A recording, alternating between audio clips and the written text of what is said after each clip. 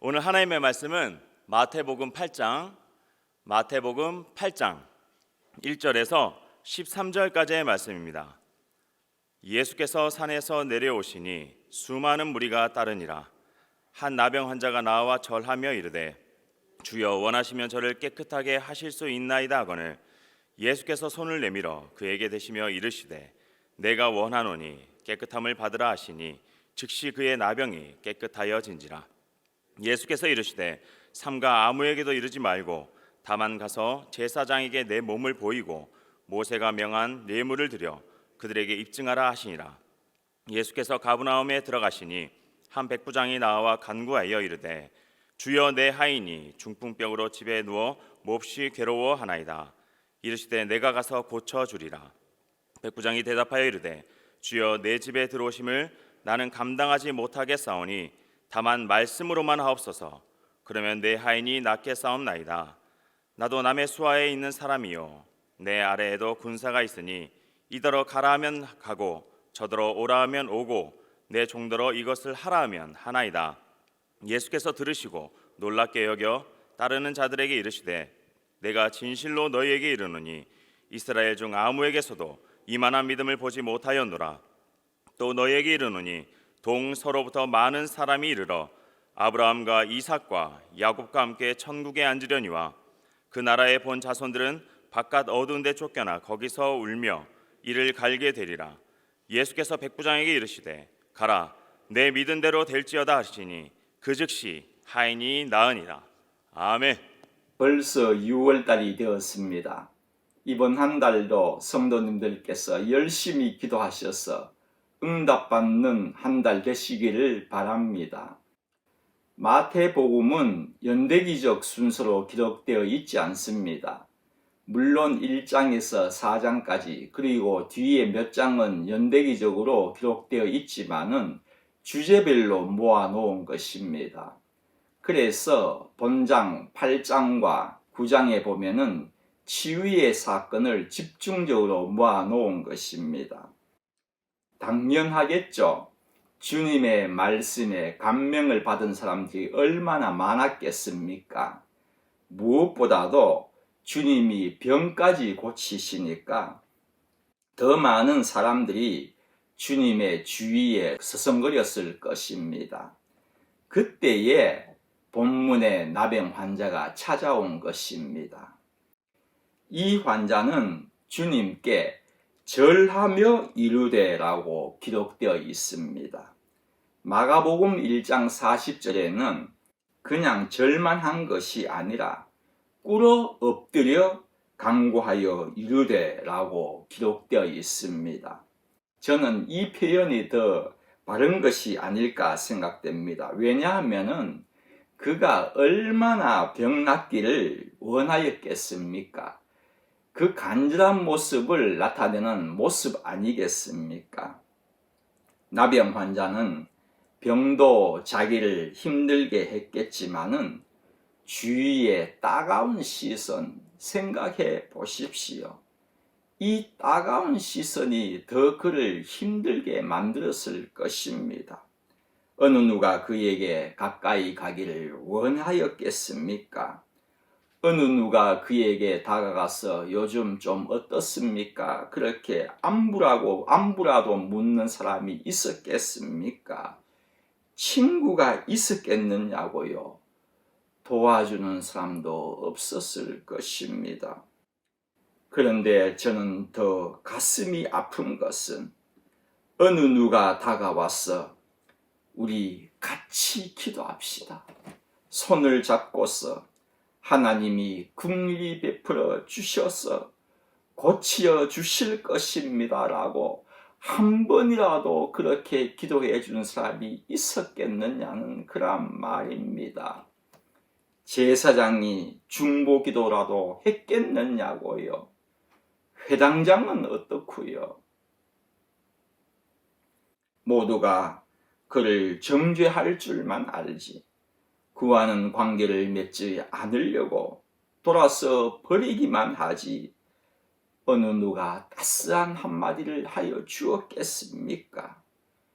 그러니 하루하루가 얼마나 힘든 나날이었겠습니까? 이같이 나락에 떨어져 있는 그이지만 그에게도요 한 가닥의 희망이 보였던 것입니다. 주님께서 산에서 내려오신 것입니다. 성도 여러분, 정말 우리가 바닥을 기는 생활을 하더라도 주님이 계시기 때문에 우리들은 소망이 있고 희망이 있는 것입니다. 여러분들은 주님이 산에서 내려오셨다는 이 말씀을 그냥 쉽게 그렇게 읽어 넘어가실 수가 있겠지만은 그렇게 넘어가셔서는 안 될 것입니다. 우리 주님은요, 산에만 계신 분이 아니십니다. 베드로가 주님께 말합니다. 선생님, 우리가 여기 있는 것이 좋사오니 초막셋을 짓고 이 변화산 사건이 있지 않습니까? 산에서 지내자는 것 아닙니까? 변화산에서도 주님은 산 위에서 영광을 받으시면서 계실 수 있지만은 그곳에서 내려오셨습니다. 주님은 산에서 많은 것을 가르치셨습니다. 그리고 그곳에서만 거하시는 분이 아니라 산 위에서 산 아래에 살고 있는 우리를 위하여 내려오사 은혜 베푸시는 분이시라는 것입니다. 세상 왕들은요, 높은 곳에서 떵떵대면서 그렇게 살기를 원하지만은 우리 주님은 그런 분이 아니셨다는 것입니다.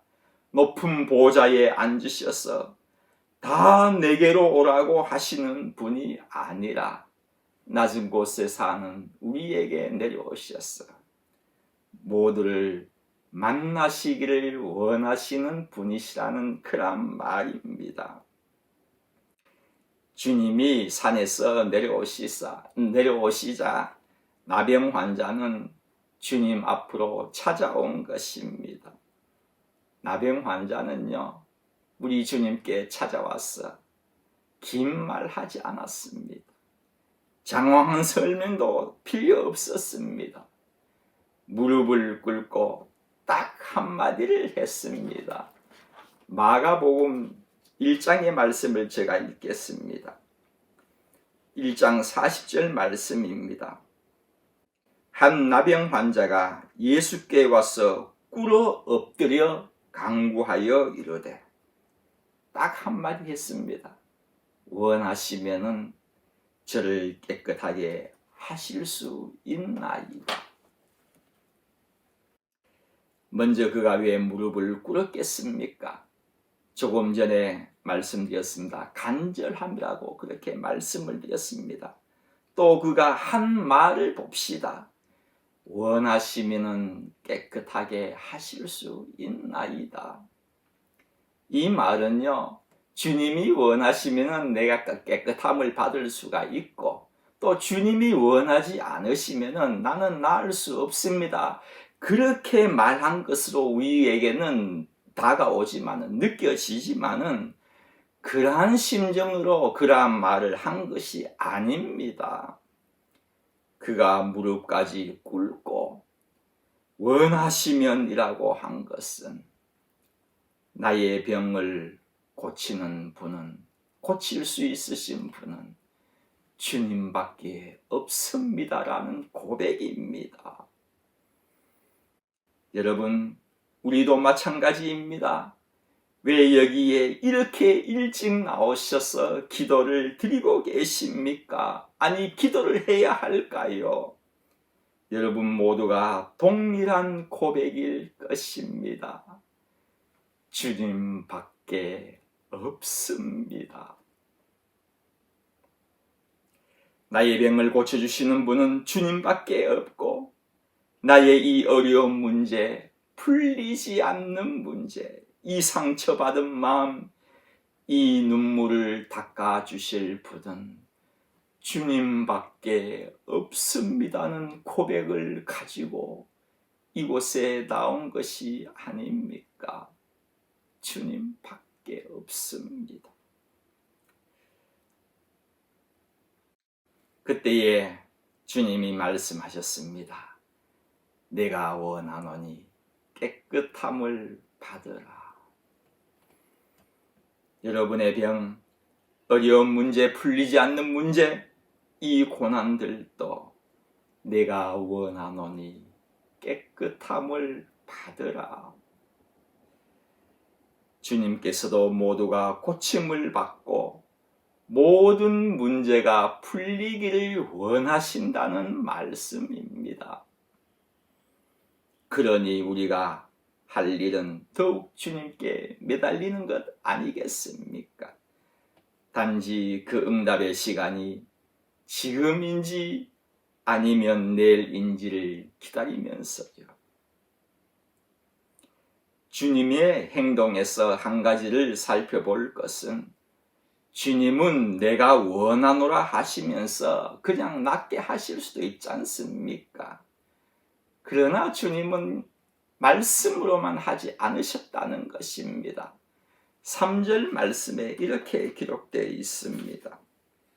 예수께서 손을 내밀어 그에게 대시며 이르시되 내가 원하노니 깨끗함을 받으라 하시니 즉시 그의 나병이 깨끗하여 진지라.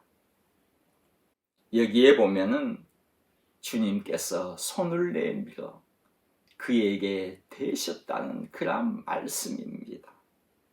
여러분, 어느 누가 그에게 손대기를 좋아하겠습니까?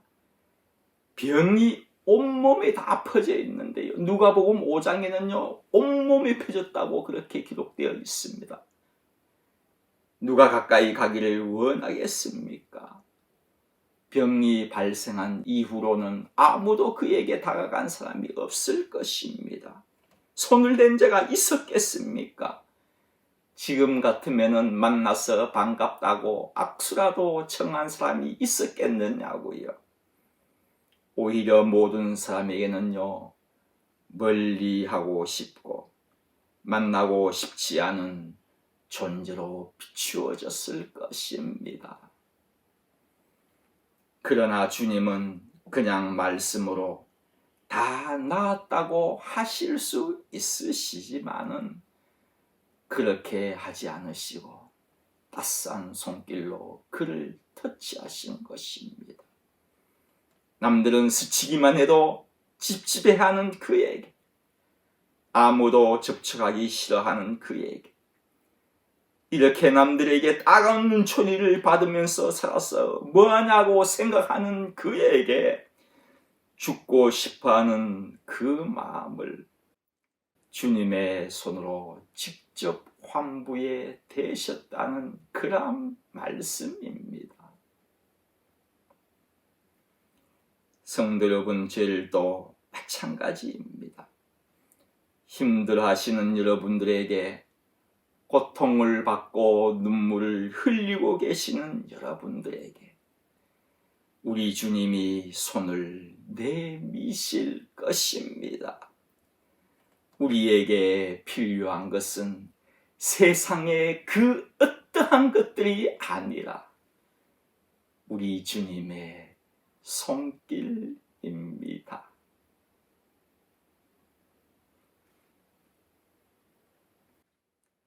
본문 후반의 말씀은 주님이 가버나움으로 들어가시니 백부장이 다가왔습니다.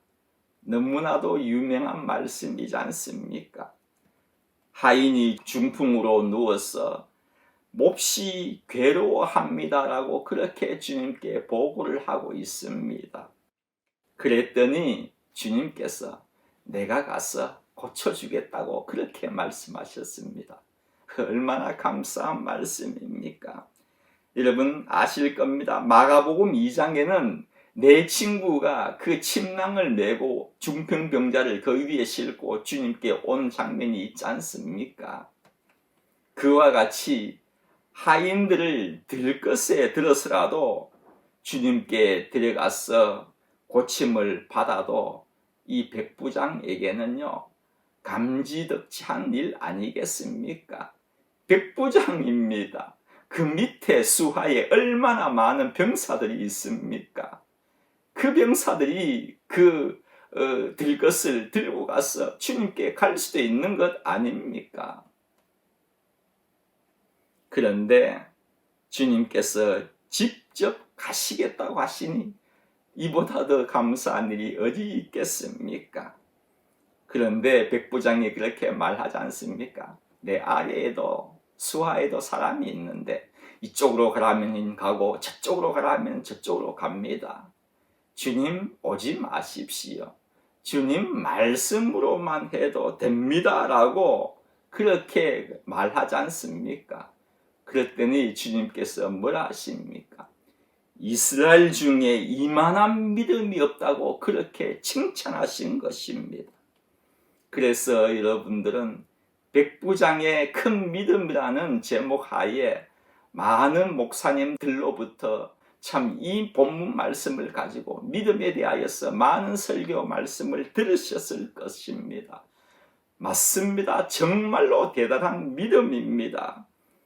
그러나 저는 그의 믿음도 믿음이지만은 그의 한 고백이 저 마음에 더 와닿습니다. 누가복음 7장 6절에서 7절 말씀에는 이렇게 기록하고 있습니다. 7장 6절 후반절부터 읽겠습니다. 7절까지 말씀입니다. 백부장이 벗들을 보내어 이르되 주여 수고하지 마옵소서.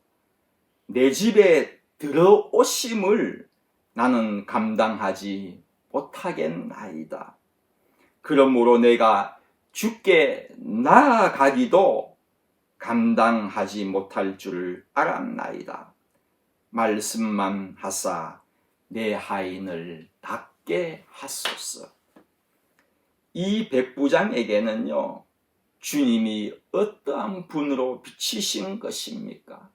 내가 주님께 나아가는 것도 내가 감당치 못하고 주님께서 나에게 오시는 그것도 저는 주님을 감당치 못하겠습니다. 그렇게 고백한 것입니다. 다시 말씀드리면 내가 주님께 나아갈 자격도 없고 주님께서 나에게 찾아오실 그러한 자격을 가지고 있는 자도 아닙니다. 그러한 뜻입니다. 이 대답에 주님께서는요, 이스라엘 중에 이만한 믿음을 본 적이 없다고 큰 칭찬을 하셨습니다. 다시 말씀드리면요, 이 대답은 이스라엘 중에 가장 믿음이 컸던 자의 고백이었다는 것입니다. 주님께 나아가는 것도 감당치 못하고 주님이 나에게 오셔도 감당치 못하겠나이다.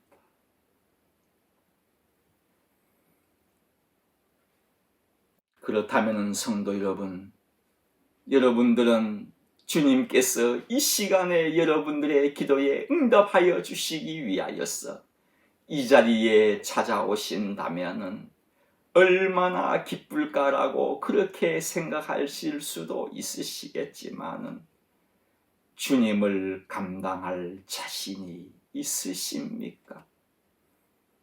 우리 주님이 양손을 벌리고 내가 너를 이만큼 사랑하노라 라고 말씀하신다면 감당할 자신이 있으십니까? 2000년 전에 주님의 손은요, 30대 초반의 젊은 청년의 손으로 매끈한 손이었을 것입니다. 그러나 십자가에 달리신 후로는 못자국과 찢어지고 너덜너덜한 이 손을 우리에게 보이시면서 내가 너를 이만큼 사랑하노라고 하신다면 여러분들 감당하실 자신이 있으십니까? 우리 주님은요, 한 번도, 단 한 번도입니다. 너의 죄 때문에 나의 손이 이렇게 찢어지고 너덜너덜하게 되었다고, 볼품이 없게 되었다고 말씀하신 적이 없으십니다. 도마에게도요, 그 다른 어떤 제자들에게도 그렇게 말씀하신 적이 없으십니다. 십자가의 사랑, 감당치 못할 사랑입니다.